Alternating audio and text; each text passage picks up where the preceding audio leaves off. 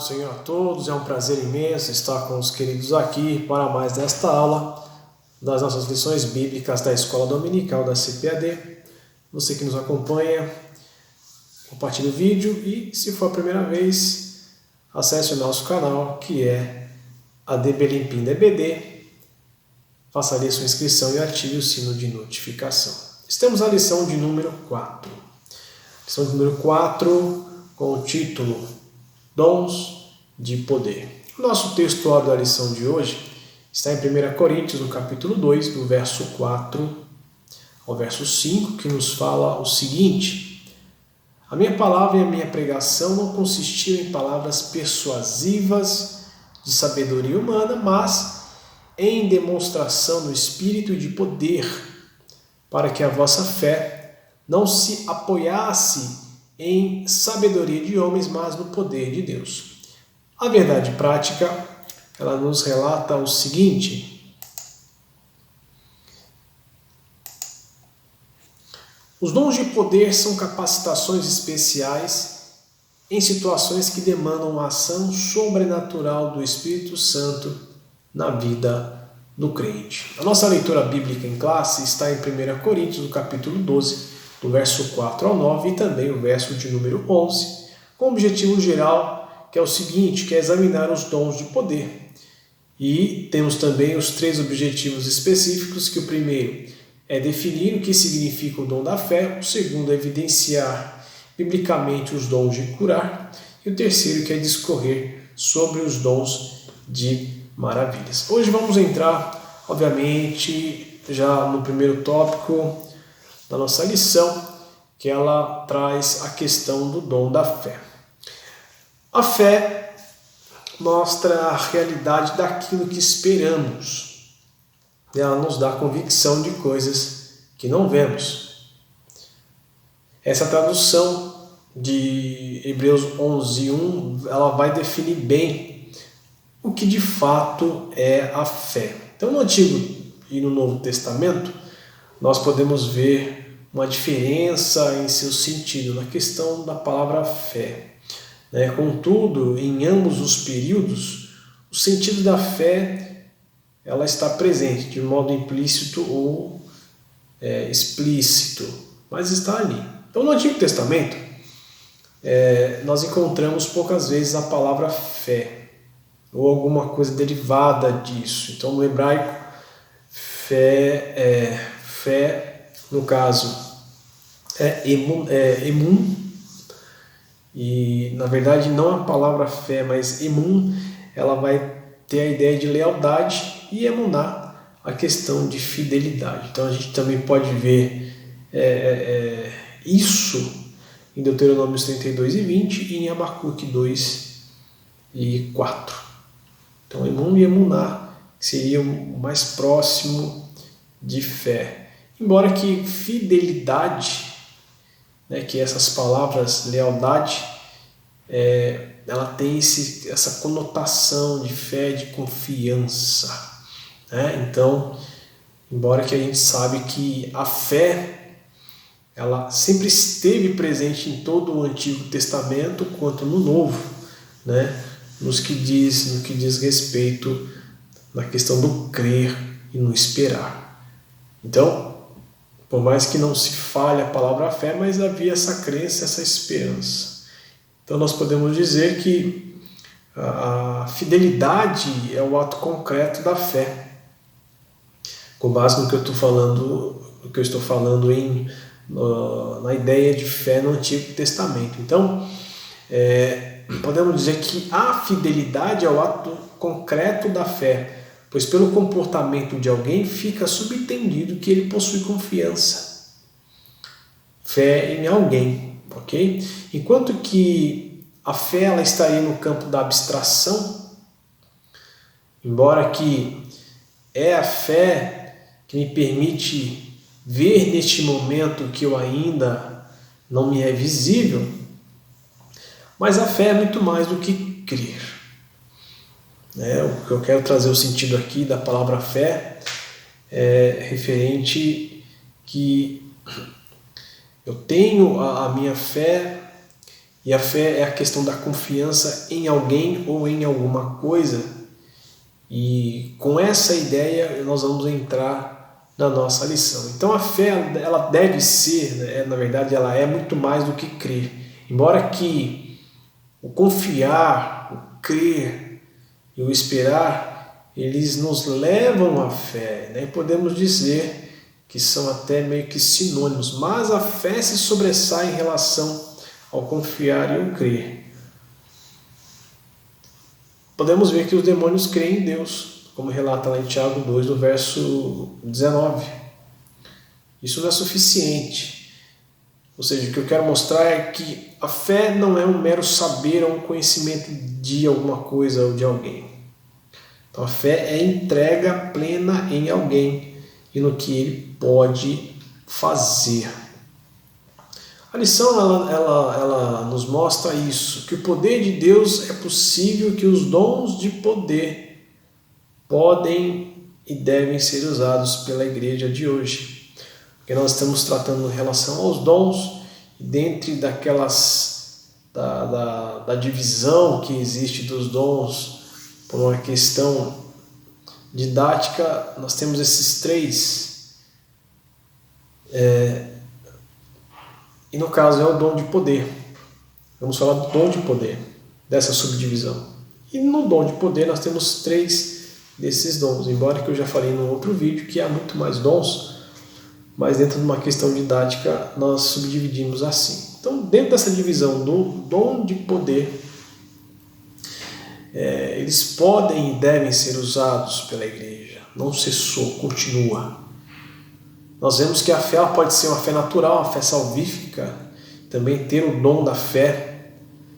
E nós podemos dizer que qualquer pessoa tem fé ou confiança em algo, em alguma coisa, em alguém, né? O mero ato de crer que ao deitar eu vou me acordar amanhã, muitos podem colocar como uma confiança ou como um crer. Mas também nós podemos dizer que isso é fé, então uma fé natural.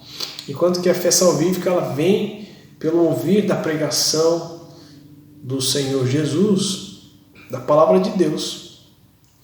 Mas o foco aqui é a questão do dom da fé.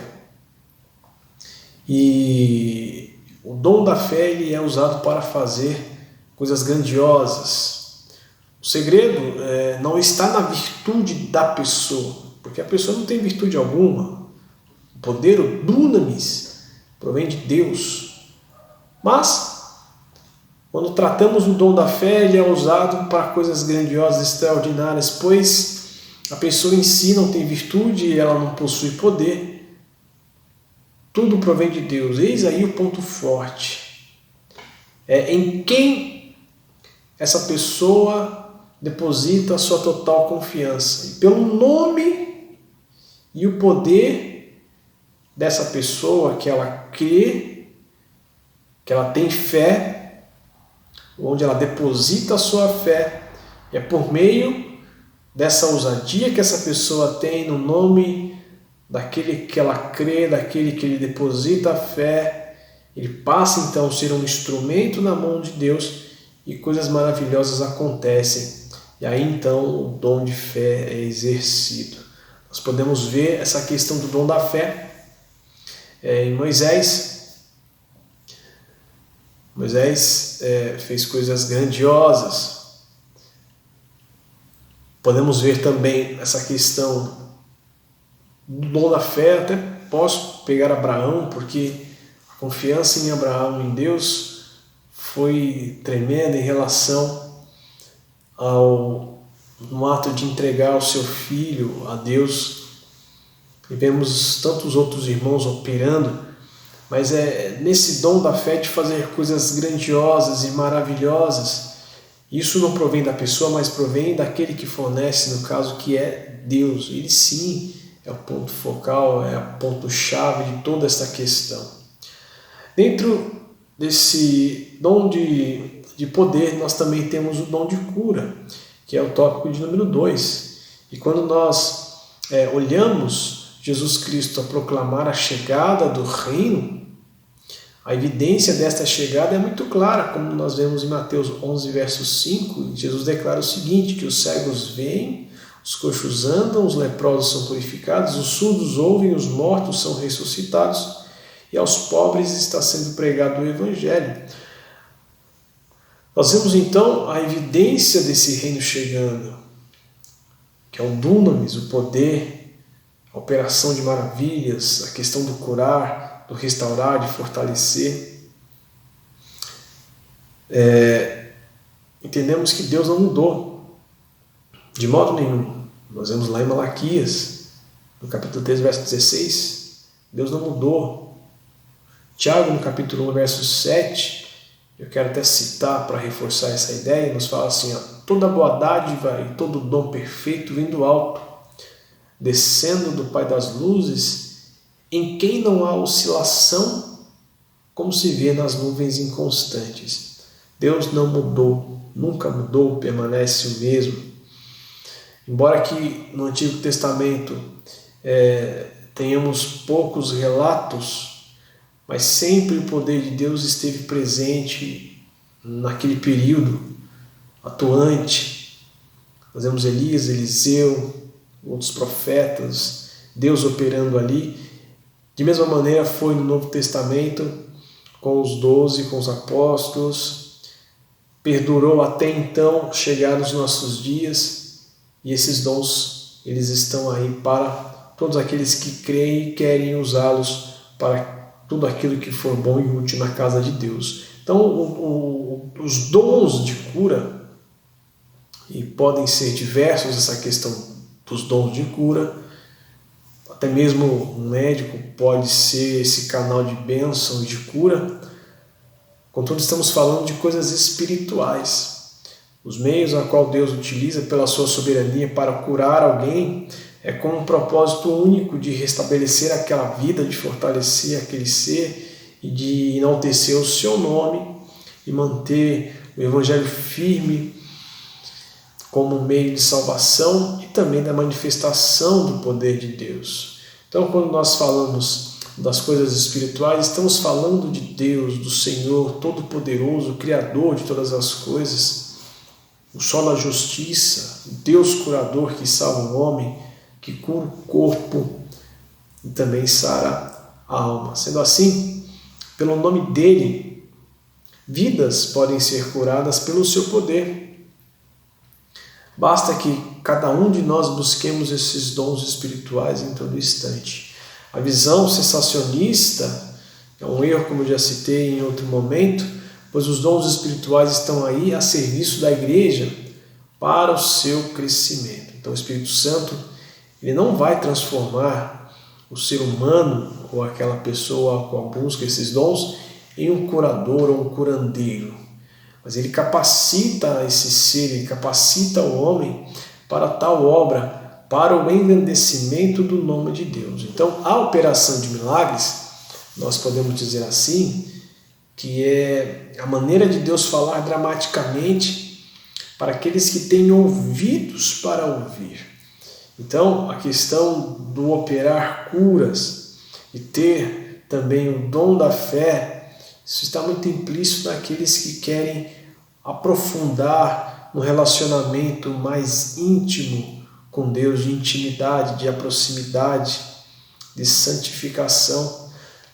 A pessoa que faz isso, ela necessita também ter dentro de si essa entrega de si mesmo, do ego, do enaltecimento e entender que ela é meramente um instrumento nas mãos de Deus, porque Ele que é o autor de todas as coisas. E claro, todos que ouvem a voz de Deus e o buscam com profundidade, ele jamais vai se intimidar em pôr a fé em ação ao clamar as maravilhas divinas, pela questão da oração, em clamar o milagre, a cura, a restauração e a libertação, porque ele realmente sabe em quem ele crê, porque ele sabe realmente em que ele tem depositado a sua fé. Quando nós falamos de fé, já olhando para o Novo Testamento no grego, pistes, nós entendemos que esse pistes o pistel, ele tem a ideia de a pessoa estar inserida naquele objeto em que ela deposita a sua confiança, naquele ser a qual ela deposita a sua confiança. Como eu já citei, não é um mero conhecimento prático ou teórico ou de alguma coisa, mas é envolvimento, é estar inserido, estar dentro. Então confiar e clamar o poder deste que opera sinais e maravilhas. O terceiro item, que é o dom de operação de maravilhas, como já foi dito, o poder é de Deus, né? Dado por Ele, ou seja, esse dunamis é fornecido para toda boa utilização, para toda boa obra, para todo o crescimento da igreja, seja para evidenciar que de fato é um poder miraculoso de Deus, para evidenciar o que as Sagradas Escrituras sempre nos orientou e nos informou. Então esse dunamis, esse poder não é uma questão humana, mas uma questão divina.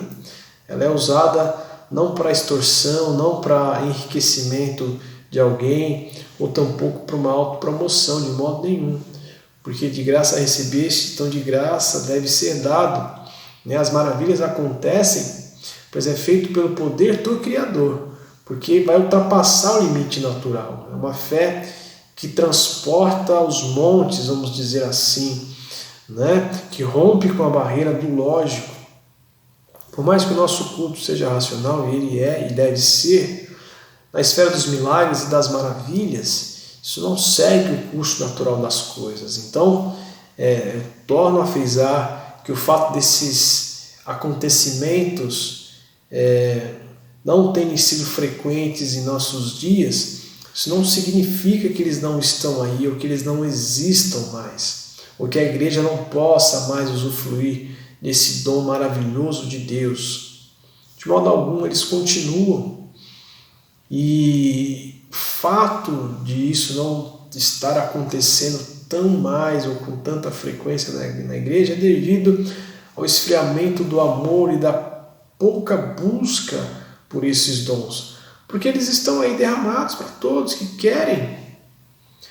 Paulo nos encoraja, então, a buscar esses dons. Ele fala, busque os melhores dons para aquilo que for proveitoso, referente ao crescimento da igreja, ao suporte à igreja, a todos aqueles que estão cansados, oprimidos e sobrecarregados. Obviamente que toda manifestação desses dons de poder está debaixo da soberania de Deus. Porque, como nós já estudamos e estamos vendo, a igreja de Corinto possuía todos os dons, mas infelizmente, por uma falta de conhecimento, estava fazendo uso desses dons de uma maneira errada. Deus concede o dom, Deus fornece o dom, Deus opera o dom, mas a responsabilidade do uso está naquele que o porta. Obviamente que Deus também não vai deixar que ele seja escandalizado ou que a igreja venha sofrer, porque o nosso Deus, ele é santo, ele é justo e ele permanece como ele de fato é, não permitindo essas atrocidades por muito tempo.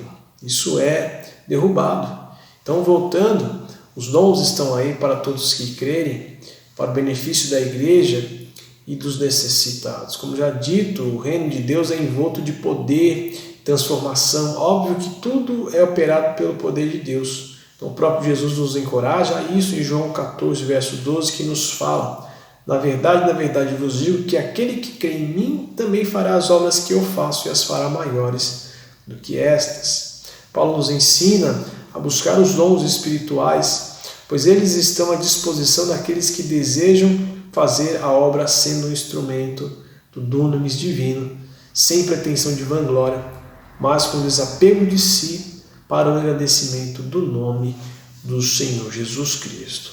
Meus amados irmãos, esta é a nossa aula de hoje. Eu espero que os queridos tenham gostado e que os dons espirituais estão aí, principalmente o dom de poder, e isso é uma questão de fé. Basta você crer, buscar o Senhor, ter ousadia e coragem, que Ele vai te usar. Meus amados irmãos, essa é a nossa aula de hoje. Que Deus possa abençoar cada um dos queridos grandemente. Quero deixar aqui a todos o meu forte abraço.